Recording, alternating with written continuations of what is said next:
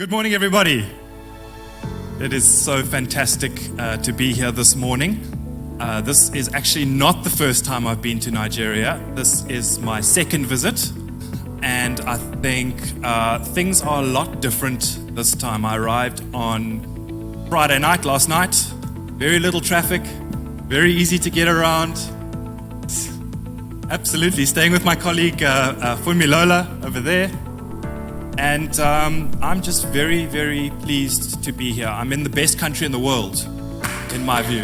I'm in the best country in the world. Why am I in the best country in the world? Because there are such fantastic, brilliant people in this country, brilliant minds. And if I can contribute just a little bit towards helping you to realize your own brilliance and own potential, then I would have done my job here. So I'm Oliver Nathan. My title is Head of Learning at Africa People Advisory Group, but that is not important. My title is not important at all. I've got a few slides that I'd like to share with you, but really, honestly, I'm here to learn from you. You're not here to learn from me. I'm here to learn from you in terms of how things get done in Nigeria, how things get done in West Africa, how things get done on the continent. So really my presentation seeks to look at the role of the learning practitioner, the L&D practitioner, and what it is that we need to do to be able to show business and demonstrate to business what our business case is for giving us money to launch our wonderful learning initiatives. And that's why starting off with strategy is very, very important, and understanding and maybe dispelling some of the myths around what strategy is and what strategy isn't, so that we can start to see and understand what we need to do to craft a compelling learning strategy that's going to deliver results. Okay, next slide, please. You might be familiar with this gentleman on your screen. His name is Josh Bersin. And I think that Josh Bersin really has a lot of important things to say about learning and development and what it is that learning practitioners and HR practitioners more broadly are and what they need to do and what they'll need to do into the future. So a lot of what he does talks about not what I do now, not what I need to do now, but what am I going to be doing and what skills and competencies am I going to need in the next 3 years, 5 years, 10 years, 15 years. And that's what's really important about a gentleman like Josh Bersin. So his argument is really that the ability of organizations to execute effectively on their strategy is relying more and more on the learning function to help get that right, to help develop those skills and competencies that organizations need to be successful with regards to executing their strategy. And what does it mean to be successful in executing our chosen strategy? It means that we are achieving our goals and objectives. So strategy is so much more than just planning. The word strategic planning I find deeply problematic. It's much, much more than that. And there's a second gentleman on your screen here that you may or may not know about. He's really famous, depending on who you speak to. He's a gentleman by the name of Michael Porter. Now, I've been to Harvard Business School, and I have been lucky enough to hear Michael Porter speak about strategy at Harvard Business School. He's a Harvard Business School professor. He is really well regarded globally as a thought leader with regards to corporate strategy. He says that corporate strategy really concerns two different questions. Number one, what businesses the corporation should be, and number two, how the corporate office should manage this array of business units. So that's corporate strategy. That's quite big stuff. But how does that apply to us? What if we don't work for a major corporate? What if we work for a much smaller organization? Is developing a strategy any less important? Arguably not. My understanding of strategy, and it's not mine, I can't remember, I learned this during the course of my MBA at some point, and it's just such a lovely definition for what strategy is all about. Strategy is asking two questions. Where will we play as an organization? What markets? And how will we win? So where to play and how to win is our entry point into having a discussion about strategy that's not planning based. There are so many implications around that particular notion, around where to play and how to win. I'll show you how this connects to learning in a moment. We also need to ask ourselves, when we are developing a strategy, do we have the competencies and resources in place to win where we have chosen to play? And lastly, can we play and win before our competitors do? Right? Are we agile and responsive enough to be able to capitalize on the opportunities we have found or created for ourselves? Right? This is the kind of discussion that might happen in a boardroom. As learning practitioners, it's really, really important to start to understand, okay, well, how does this apply to me? What do I need to do to help my organization be successful, however that success is defined? What can I do in my day-to-day role to help an organization be more effective at what it does? What does it mean for an organization to be more effective? We're talking about people here. We're not talking about this big, shapeless and nameless entity called the organization. We're talking about people here. So what can we do to make people be really, really good at their jobs, A, and B, stay with us? Don't go off to a competitor. What can we do to get people to stay with the organization, to give of their best, and to keep coming back for more? What does it mean to keep coming back for more? To not get burnt out. What can we do? This is where we start to enter learning and development strategy. And I'm going to connect corporate strategy and L&D strategy quite closely together over the next few slides. So, as a definition, McKinsey, some of us might love McKinsey, some of us might not love McKinsey as a global management consulting firm. They provide really good definitions on things that we can use we can explode those. We can use them as a starting point to enter into a really practical discussion. What do they say? A learning and development strategy sets the workforce capabilities, skills, and competencies the organization needs now, and how they can be developed to ensure a sustainable and successful organization. Sounds wonderful. Is it easy to do? Not necessarily. Sounds wonderful. Sounds great in theory. You can drop down the next 3 boxes, please. That's it. In my mind, through my experience of helping organizations to craft learning strategy, helping organizations to develop their HR strategy and their people strategy and approach to learning, 3 things come to mind. Number 1, we need to ask ourselves, fine, if we want to execute on the particular strategy that's been set for the year or for the quarter or whatever it is, do we have the people competencies, skills, and talents to win where we have chosen to play as an organization? So do we have them? There has to be some sort of understanding, some sort of skills audit, competency audit, for us to be able to understand where it is that we are going and whether we have the skills to be able to achieve that. If we don't, That's actually very exciting. If we don't have the skills and competencies, that's really exciting. That's where we as learning practitioners get to step in.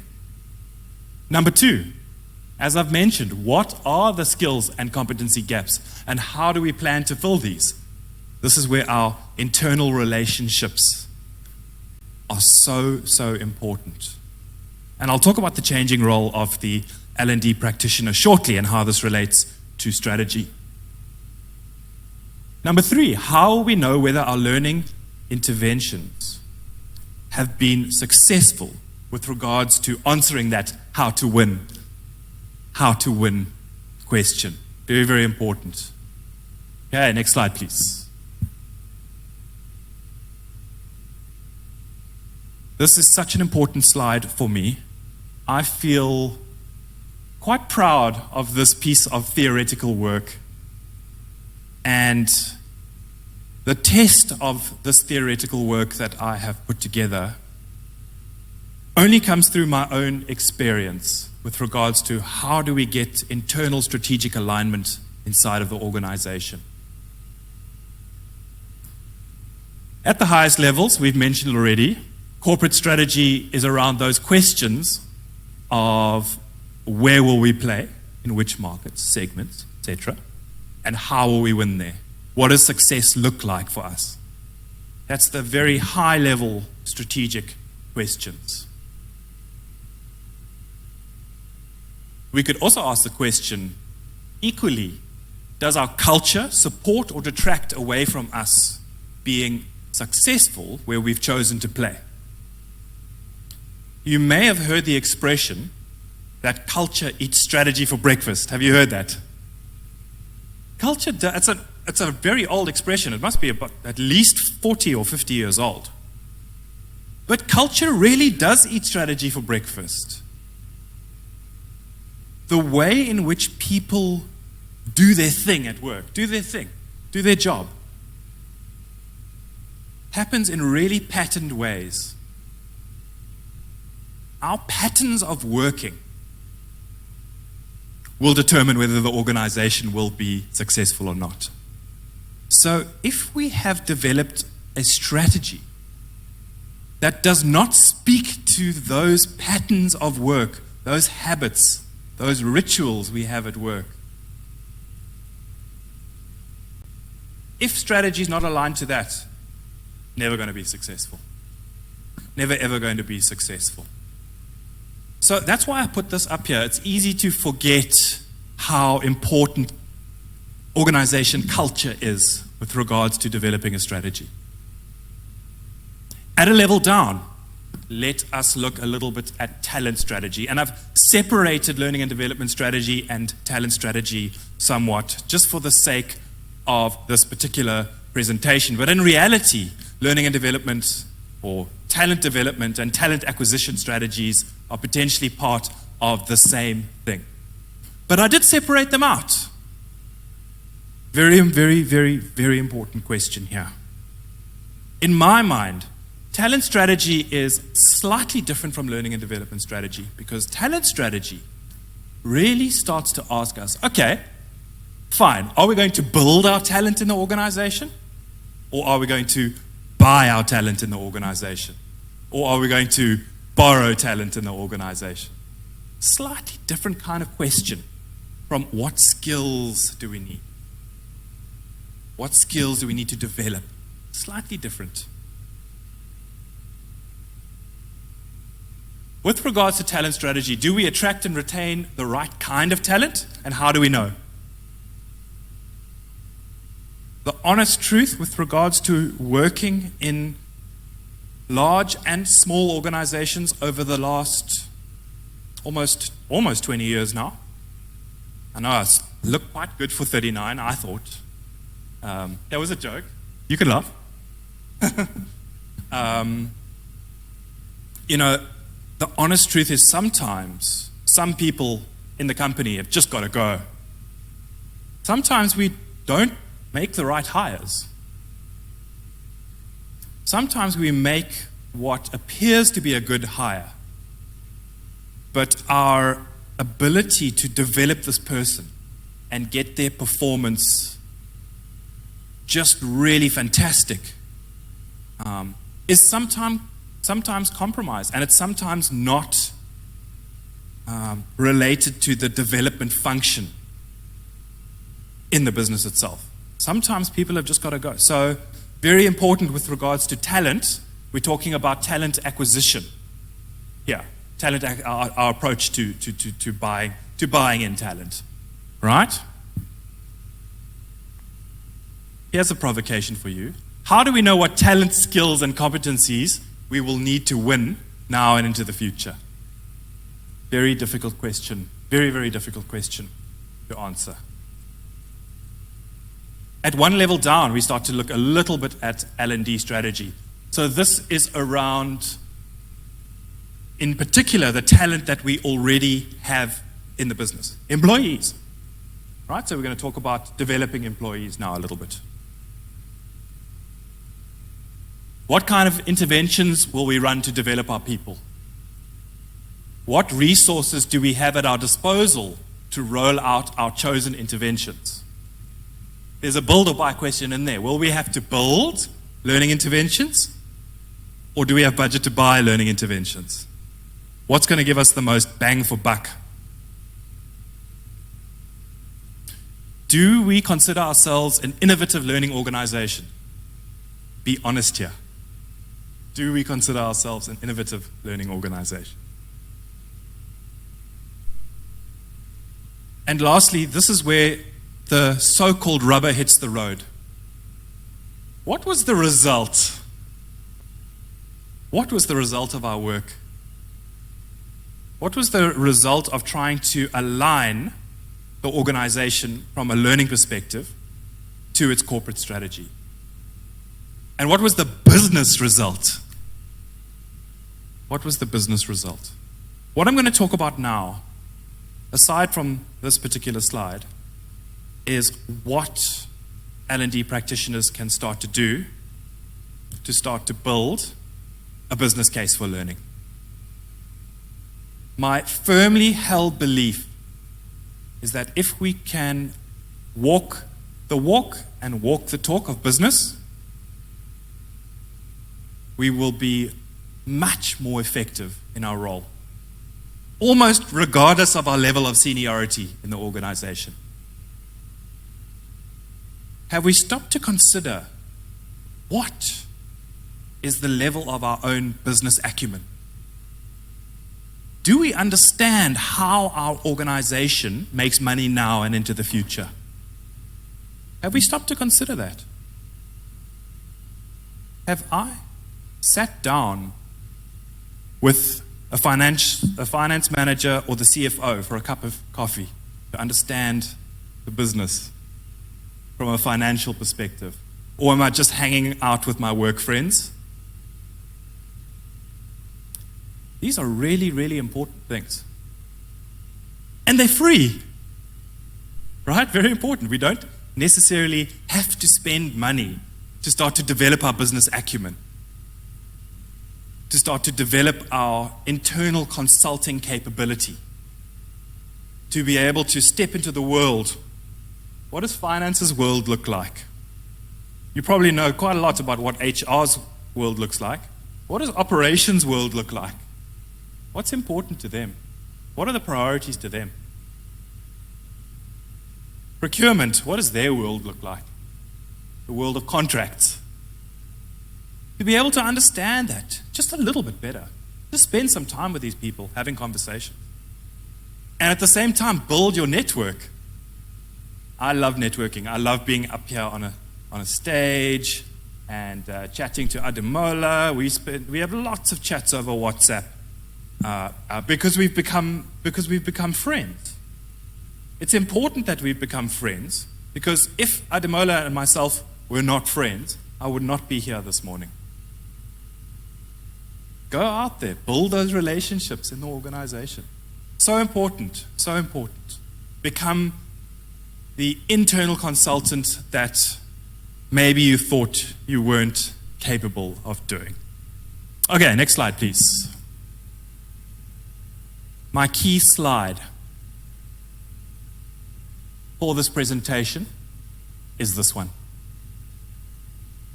again, our friend Josh Burson is really, really important with regards to this particular slide. He talks about the changing role of learning and development practitioners. He talks about how L&D professionals, learning practitioners, can become much more strategic by doing a few not so simple things. So this takes work. This takes work. Josh Burson says that L&D is transforming from being an order taker to a solution designer. This is so exciting for me. So exciting for me. What does this mean? What is L&D as an order taker? You tell me. Raise your hand if any of this is familiar, or just shout it out. Say, yes, this describes my role. Or not. Say, no, this is not at all what I do. Line managers in the business come to L&D people with a skills gap that needs to be filled in their team. Who does that relate to? Does it sound familiar? For line managers in the business, is training treated as the solution to fix anything? Do we want to throw training at every problem or challenge that the organization faces? Does that resonate with anyone? Interesting, huh? So we're not. Our line client is the expert. That's the point that I'm trying to make. We are there to facilitate a discussion and a conversation. So, that's learning and development as an order taker, like KFC drive-through. That's KFC drive-through learning practitioner. All right? What we're talking about is something very different. We're talking about learning and development practitioners being solution designers. Solution designers with their line clients. My assertion is that learning and development is not a one-stop shop for everything learning related. Rather, learning practitioners have to work and develop those internal consulting skills to be able to understand and not solve business problems, help business to solve their own problems. You be that facilitator. Not for everyone. This is not for everyone. You need to understand, for me, in my experience, we'll come to a conference like this and we have people present. And they come up onto stage and they say, oh, we've got to be more strategic. Oh, we must be more strategic. We must think business. We must think big. The honest truth is that not everyone wants to do that with their careers. Some people are very happy in their roles, and that's absolutely fine. If I'm being honest with you, if my presentation today doesn't reach anyone and doesn't resonate with anyone, absolutely fine. No problem. No problem. I'm coming here to give my own personal experience of doing this kind of work in organizations. When we leave here today, I know tomorrow is Sunday. Monday morning, what can we start to do differently? What is it that we can start to do differently as learning and development practitioners if we want to be more strategic? If our decision is right, I'd like to be more strategic. This is the business case for me as a learning practitioner, being more strategic. There's an opportunity here for me to develop my career and help this organization to develop. There's an opportunity here for me to build some fantastic relationships that will hopefully last for me long after I've left this organization. My friends are from my previous employer. My network, most of my network is from my previous employers. My relationships are absolutely fantastic. That's what's important for me in particular. So what can we do come Monday morning? We have a team meeting, and it's about what the week ahead holds. What can we add to the conversation at the Monday morning team meeting? You might want to ask, okay, I think we need to do some research on what skills gaps exist in the organization. Maybe that's your provocation. Developing the right skills, again, easier said than done. That can take a lot of time. But maybe what you can do is say, how do we know? How do we know we're developing the right skills in this organization? How do we know? That might make your manager or boss a bit angry, but maybe it's the question that needs to be asked. Not how are we measuring, but how do we know what success actually looks like? And can we connect what we deliver in the classroom or what we deliver online to the particular success of a business? Do we want to talk about how we start to build a culture of continuous learning in the organization? A very difficult thing to do. And we know one of the answers around building a culture of learning in the organization is not to throw more learning at the problem. Culture is a difficult thing. My firm belief is that culture gets set at the highest levels in the organization. The CEO and the executive team set the culture. Yes, country cultures are important. Yes, regional cultures are important. But primarily, with regards to what we're talking about here, bread and butter culture, that affects us on a daily basis, that is set by the most senior people in the organization. If you've been attending our OLXD learning sessions, I've presented on some of this content before. So my suggestion is go back onto LinkedIn, see if you can find some of those recordings. So I'm not going to rehash this here. I've got something very cool. I want to introduce you to my friend Funmi. Very important for my presentation. So we're going to fly through this next section, and then we're going to have a chat, a discussion with Auntie Funmi. So next slide, please. I'm sure you're familiar with this particular framework. All of our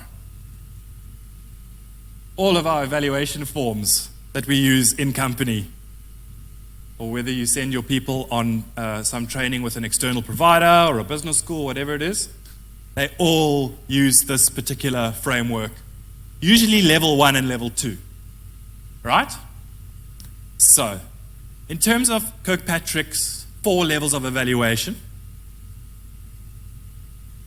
when we are trying to measure learning in our organization, whether that is to understand how effective the learning was, how aligned it is to the corporate strategy, how it actually solves problems or doesn't solve problems in the organization. Very useful framework still, and it's old, this, developed in the 1950s. Very useful. At level 1 is reaction. So can we understand if the learner is satisfied with the training that was received? That's easy. They're either going to say, yes, I was satisfied, or no, I'm not. No, I'm not satisfied. Or somewhere in between. You know, we're going to rate it out of a scale of 5 or 10 and ask them to write a comment about how satisfied they were or were not. Number 2 is learning. So how do we start to understand the knowledge or the skills gained from the training as reported by the participants themselves? Again, quite easy to measure. We can ask them, okay, so list the skills. List the knowledge. This is where things start to become a little bit more difficult at level 3 and 4. At level 3 is the measurement of behavior, the holy grail. The holy grail of what we're trying to do as people practitioners. Measure behavior. How do we know whether people are applying the knowledge that they've learned, the skills that they've acquired in the workplace? There are ways to do it. often very time-consuming ways to do it. Speaking to line managers. What behavior shifts have you noticed? Sending out surveys that can cost a lot of money, that are provided to you by a range of different service providers. There are ways to do it. Level 4, and what's really, really important for me, that's what great frameworks do, is that I think my father was born in 1950 when this framework was developed. It's so good. It's still so good. Level 4 is results. What was the impact on the organization's performance or goals? Now we're starting to see where real value can be added by learning and development. If we can start to demonstrate what was the impact of this particular training, learning intervention on the organization's performance, can we connect output with our particular inputs or processes? Can we connect the two? If we can, you're going to get your budget next year. Plus some. Business cases, right? My whole point here, it's about building those business cases for the learning that we are trying to implement in the organization. Next slide, please. There's a fifth level. There is a fifth level, developed by a gentleman by the name of Jack Phillips. This is return on investment for learning, right? So we talked about the results of learning, but what were the costs of learning in relation to the benefits that learning started to develop? There is fairly simple mathematics to help you to calculate it, but I think what's absolutely key here is to think about how we start to measure return on investment. How are we going to actually go out and collect this data? How will we know that our particular intervention led to an increase in profitability of 3%? How are we going to know that? How are we going to attribute it to our learning intervention rather than some other thing that happened in the organization, whether that is within our control or not within our control? It's possible. It's possible. I'm not going to take you through the mathematics here. I think it'll put you to sleep. But more than happy to have a conversation about how we start to measure ROI in learning and make some not definitive, tentative conclusions around how effective our learning intervention has been from a return on investment perspective. To measure the costs of our learning, that's not so difficult to do. To measure the benefits, quite a lot harder. But it's a start. Why this is important is because we are at least starting to think from a return on investment perspective. It's a starting point for us. What is the client's return going to be? Where is this money coming from for the training? Is it coming out of L&D? Is it coming out of the client's training budget? Where is it coming from? And how can we give them the most bang for their buck? That's what we're talking about here. Next slide, please. You can drop the response down. So, our presentation has shifted somewhat. That's why this slide is up. We are not looking anymore at how learning and development contributed towards the execution of a corporate strategy. We are looking at how L&D contributed to a business outcome. We're looking at how L&D contributed to a business outcome. As I mentioned earlier, get this right. You will have money. Stop the money. No, I joke, but I think the point is you'll have access to so many more resources. You're able to demonstrate with a fairly watertight argument the business case for particular learning intervention. And that We need administrators, we need e-learning designers, we need these people in our team. If we get it right, that's what the promise is. And, I was asked to by our colleague, Ademola, to think about what it is that I'm going to do to contribute to the discussion on the development of learning and development practitioners on our continent. And I think that is just it. It's my firmly held belief that we have it in ourselves to be whatever we want to be. If we want to build a career in learning and development, you can take some of my slides and ideas as a suggestion. You don't have to do it, and you might still be successful. But my urge and my belief for you is that if you want to go and do it and make yourself successful and contribute positively to the lives of other people through learning, you've just got to go and do it. And that's my ask and that's my request from you. And it starts with taking the very first step to make that happen. It might involve getting on a plane from Johannesburg to Nigeria, arriving at like 11 last night, and then coming to the conference in the morning. That's my first step. That's my first step. Your first step, maybe, doesn't need to be as big, but the world is your oyster, and really just an opportunity for us to start to do some wonderful, wonderful, wonderful things. With that, I thank you. Thank you very much. Thank you very much.